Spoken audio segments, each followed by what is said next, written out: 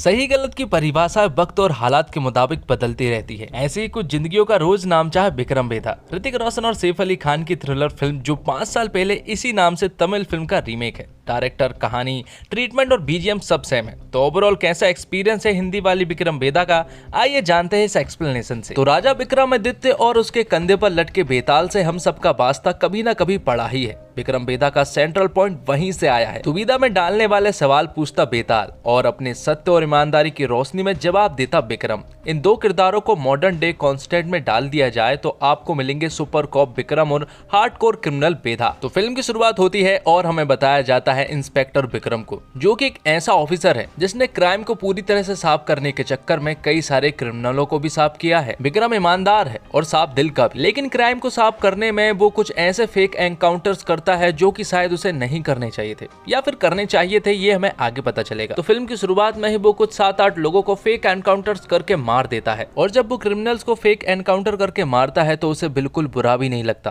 क्योंकि उसका मानना ये है कि ये लोग बुरे लोग हैं और ये यही लायक हैं। आगे हमें विक्रम की लाइफ के बारे में कुछ बताया जाता। विक्रम अपनी वाइफ के साथ रहता है जिसका नाम प्रिया है और वो एक लॉयर है। प्रिया को पुलिस वाले पसंद नहीं है, तो वही हमारे विक्रम सर को लॉयर्स पसंद नहीं है, लेकिन फिर भी वो एक दूसरे से काफी प्यार करते हैं और खूब अच्छे से रहते हैं। अब कहानी आगे बढ़ती है और हमें पता चलता है कि विक्रम की टीम भले ही बड़े बड़े एनकाउंटर जरूर करी हो, लेकिन अभी तक वो बेदा को नहीं ढूंढ पाए हैं और ये उनकी सबसे बड़ी प्रॉब्लम है और बहुत बड़ी चुनौती भी, क्योंकि बेदा ने अब तक 16 मर्डर कर चुका है, लेकिन पुलिस वाले अभी तक उसे पकड़ नहीं पाए हैं। और फिर एक दिन पुलिस वालों को बेदा के बारे में पता चलता है, जो कि लखनऊ में है और एक होटल में रुका हुआ है। तो पुलिस वाले उसे पकड़ने की प्लानिंग करने लगते हैं और जैसे ही वो पुलिस स्टेशन से बाहर निकलते हैं तो उन्हें पता चलता है कि बेदा तो पुलिस स्टेशन में ही आ गया है और वो सरेंडर करने के लिए आया है। ये बात पुलिस वालों को कहीं ना कहीं हजम नहीं होती, क्योंकि बेदा आखिर ऐसा क्यों करेगा, क्योंकि उसने तो 16 मर्डर किए हैं और वो तो आसानी से कहीं भी छिप सकता है। लेकिन बेदा भी किसी से बात नहीं करता सिवाय विक्रम सर के। तब बेदा यहाँ पर विक्रम सर को एक कहानी सुनाने को कहता है।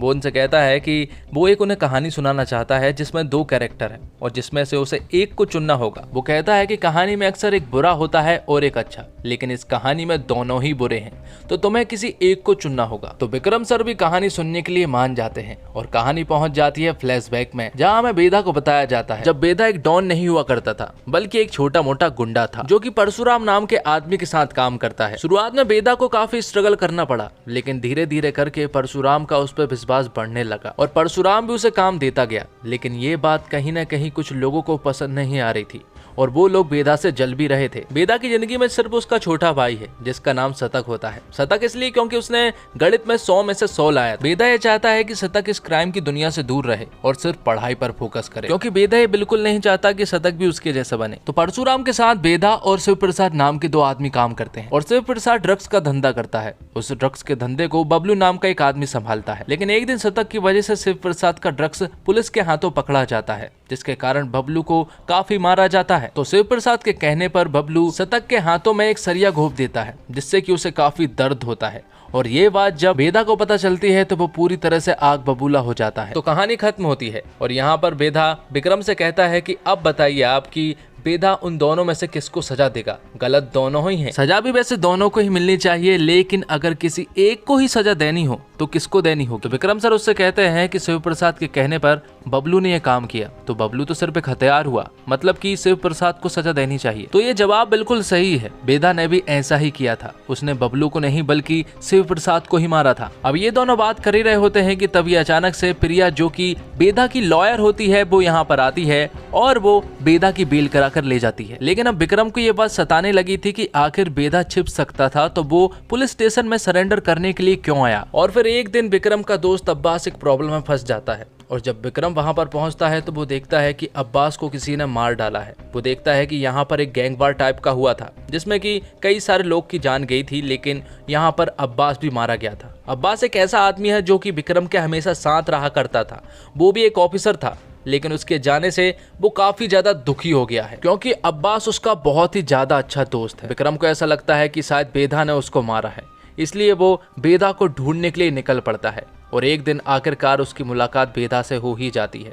यहाँ पर उन दोनों के बीच में एक जोरदार फाइट होती है और फिर विक्रम जब बेदा को मारने ही वाला था तब आखिरी ख्वाहिश के नाम पर बेदा उसे एक कहानी सुनाता है और कहानी फिर से फ्लैशबैक में पहुंच जाती है, जहां मुंबई के कुछ क्रिमिनल्स बेदा को मारने के लिए आए थे। जब वो ट्रैफिक में होते हैं तो मुंबई के कुछ क्रिमिनल्स उनके ऊपर अटैक कर देते हैं, लेकिन यहाँ पर बेदा उन सभी को मार गिराता है। साथ ही हमें यह भी बताया जाता है कि शतक अब बड़ा हो चुका है, जो कि पढ़ने में काफी टैलेंटेड है। उसके साथ चंदा हमेशा साथ रहा करती है क्योंकि दोनों एक दूसरे से प्यार करते हैं और बेदा अभी भी परशुराम के लिए ही काम करता है। अब क्योंकि शतक का दिमाग काफी तेज था, इसलिए वो पैसों का इन्वेस्टमेंट करके उन्हें डबल कर देता है। लेकिन प्रॉब्लम ये है कि उनके पास पैसा इन्वेस्ट करने के लिए पैसा ही नहीं है। इसी बात पर चंदा और उसके बीच में अक्सर झगड़ा हुआ करता है, तो इसलिए एक दिन शतक अपने भाई बेदा से कुछ पैसे लेता है ताकि वो उन पैसों को डबल कर सके। तो बेदा भी खुशी खुशी उनको पैसा दे देता है और ये पैसा उसने परशुराम से लेकर आया था। लेकिन प्रॉब्लम तो तब हो जाती है जब चंदा बिना पूछे ही उन पैसों को लेकर भाग जाती है और शतक को भी कुछ नहीं बताती है।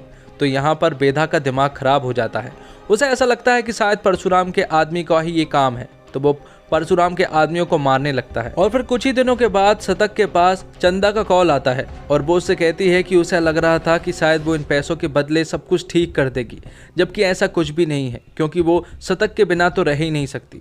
इसलिए वो शतक को बुलाती है और सारा पैसा वापस कर देती है। तो चंदा ने पैसा तो वापस कर दिया था, लेकिन बेदा उससे बहुत ज्यादा गुस्सा था और जब वो परशुराम के पास उन पैसों को वापस करने के लिए जाता है तो परशुराम उससे कहता है कि चंदा ने बहुत बड़ी गलती की है और हमारे धंधे में ऐसा कभी भी नहीं हुआ है, इसलिए चंदा को मरना होगा क्योंकि यही उनका उसूल है। तो कहानी आती है प्रेजेंट में, जब बेदा विक्रम से पूछता है कि अब आप बताइए कि बेदा किसका साथ देगा। एक तरफ खून का रिश्ता है और एक तरफ एक ऐसा रिश्ता है कि अगर उससे बगावत की तो मतलब समझो पूरी दुनिया से बगावत की। तो विक्रम उससे कहता है कि परशुराम ताकतवर इंसान है, वो पैसों की दम पर और पावर से कुछ भी कर सकता है, लेकिन शतक के अंदर अच्छाई है क्योंकि उसकी पूरी दुनिया चंदा और बेदा ही है और वो निर्दोष भी है। तो ये बात सुनने के बाद बेदा तुरंत ही विक्रम के ऊपर हमला कर देता है और उससे कहता है कि आपने सही कहा, शतक निर्दोष था, लेकिन उस फेक एनकाउंटर में वो भी मारा गया। साथ ही बेदा उससे कहता है कि बेदा ने भी ऐसा ही किया था, उसने शतक का साथ दिया और परशुराम के साथ एक गैंग वॉर रच डाली जिसमें कि बहुत बड़ी फाइट हुई और वो इस गैंग वार को जीत जाता है। साथ ही जाते जाते बेदा विक्रम से कहता है कि उसने अब्बास को नहीं मारा, इस पहेली को वही सुलझा सकता है, लेकिन उससे पहले उसे सही तरीके से इन्वेस्टिगेशन करनी होगी, तभी उस तह तक पहुंच सकता है। तो विक्रम एक बहुत बड़ी प्रॉब्लम में फंस चुका था क्योंकि उसके हाथ एक पहली बार कोई इनोसेंट मारा गया था और वो था शतक। साथ ही उसे ये भी पता लगाना था कि अब्बास को किसने मारा, इसलिए वो इन्वेस्टिगेशन करना शुरू कर देता है जिसमें वो अपनी वाइफ की भी मदद लेता है। वो इसलिए क्योंकि प्रिया बेदा की वकील है और वो शायद कुछ न कुछ जरूर जानती होगी, तो प्रिया भी उसकी काफी मदद करती है। और फिर एक दिन विक्रम का फिर से बेदा से कांटेक्ट होता है जिसमें विक्रम उसे बताता है कि मुंबई के जो शूटर्स यहाँ पर आए थे उसमें कोई तुम्हारा अपना ही मिला हुआ था और उसी ने मुंबई के शूटर्स को यहाँ पर बुलाया था तुम्हें मारने के लिए, और वो कोई और नहीं बल्कि बबलू है जो कि हमेशा बेदा के साथ रहा करता है। ये बात सुनने के बाद बेदा आग बबूला हो जाता है और वो बबलू को मारने के लिए उसके अड्डे पर पहुंच जाता है। विक्रम को भी मालूम था कि बेदा बबलू को मारने के लिए उस अड्डे पर जरूर जाएगा, इसलिए विक्रम तुरंत ही उस अड्डे पर पहुंच जाता है जब बेदा बबलू को मारने ही वाला था। तो यहाँ पर बेदा बबलू को मार देता है, जिसके बाद बेदा विक्रम सर को आखिरी कहानी सुनाता है। बेदा विक्रम सर को बताता है कि अब्बास बबलू से पैसे लिया करता था बेदा की गैंग को खत्म करने के लिए। उसने काफी सारे फेक एनकाउंटर किए जिसके बदले में बबलू ने अब्बास को ढेर सारा पैसा दिया। लेकिन विक्रम ये बात मानने को राजी नहीं था। वो ये बात मान ही नहीं पा रहा था कि अब्बास बबलू से कैसे पैसे ले सकता है। अगर उसे जरूरत होती तो वो उससे मांगता, लेकिन यहाँ पर बेदा उसे बताता है कि उसका बेटा बीमार था, उसे एक बहुत बड़ी बीमारी थी, लेकिन पुलिस के पैसों में उसका इलाज भी नहीं किया जा सकता था, इसलिए उसने ऐसा काम किया। तो अब विक्रम को ऐसा लगता है कि शायद अब्बास को बबलू ने ही मारा है, लेकिन यहाँ पर बेदा उसे बताता है कि अब्बास को बबलू ने नहीं मारा है। बेदा उससे कहता है कि उसे पता लगाना था कि शतक को किसने मारा, उसने पता लगा लिया है। अब उसका काम है कि उसे पता लगाना है कि अब्बास को किसने मारा है, और वो पता आसानी से लगा सकता है। जिसके बाद बेदा वहां से चला जाता है और फिर थोड़ी ही देर के बाद पुलिस स्टेशन की पूरी टीम यहाँ पर पहुंच जाती है। और जैसे ही वो लोग आते हैं तो यहाँ पर विक्रम उन्हें बताता है कि अब्बास को बबलू ने नहीं मारा, और वो उन्हें ये भी बता देता है कि अब्बास बबलू से पैसे लिया करता था। लेकिन उसे ये बात समझ में नहीं आ रही है कि आखिर अब्बास को मारा किसने, क्योंकि वो अब्बास को बहुत अच्छे से जानता है। वो कुछ भी गलत करने से पहले 2 बार जरूर सोचता है, इसलिए उस दिन वो शतक को गोली मारने से पहले रुक गया था। वो कहता है कि अब्बास यहाँ पर चंदा को मारने के लिए नहीं बल्कि उन मुंबई के शूटरों से छुड़वाने के लिए आया था। और चंदा की बॉडी जिस तरह से पड़ी हुई थी उसे देखकर विक्रम ये समझ जाता है कि ये एक फेक एनकाउंटर है, क्योंकि जिस हाथ में चंदा की गन थी उस हाथ में उसे नहीं होना चाहिए था, क्योंकि चंदा तो लेफ्टी थी, जिससे वो समझ जाता है कि ये काम तो उसी के डिपार्टमेंट वालों ने किया है। और यहाँ पर पता चलता है कि डिपार्टमेंट के सारे ऑफिसर इस कांड में मिले हुए थे। और जब वो विक्रम को मारने ही वाले होते हैं कि तभी अचानक से एंट्री होती है बेदा की। वो यहाँ पर विक्रम सर को बचाता है और उन पुलिस वालों से फाइट भी करता है,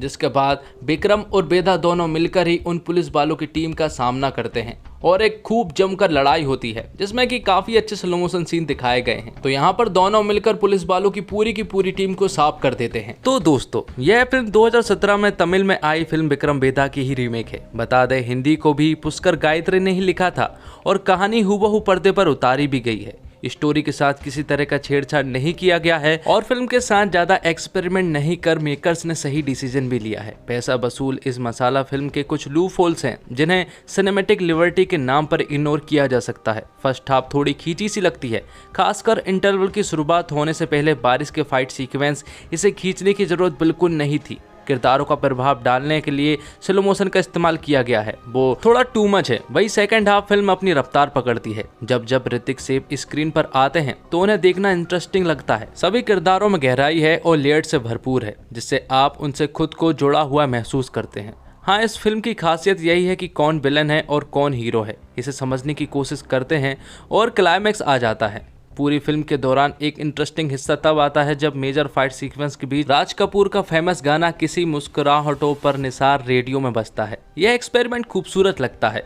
फिल्म का संवाद वाकई इम्पैक्टफुल रहा है। एक और ऋतिक अपने स्टाइलिश और हैंडसम लगे हैं, तो वहीं यूपी के डायलॉग हिंदी में बोलते हुए बड़े ही शानदार लगे हैं। पहली बार ऋतिक रोशन एक निर्दयी और खूंखार गैंगस्टर के रूप में नजर आए हैं।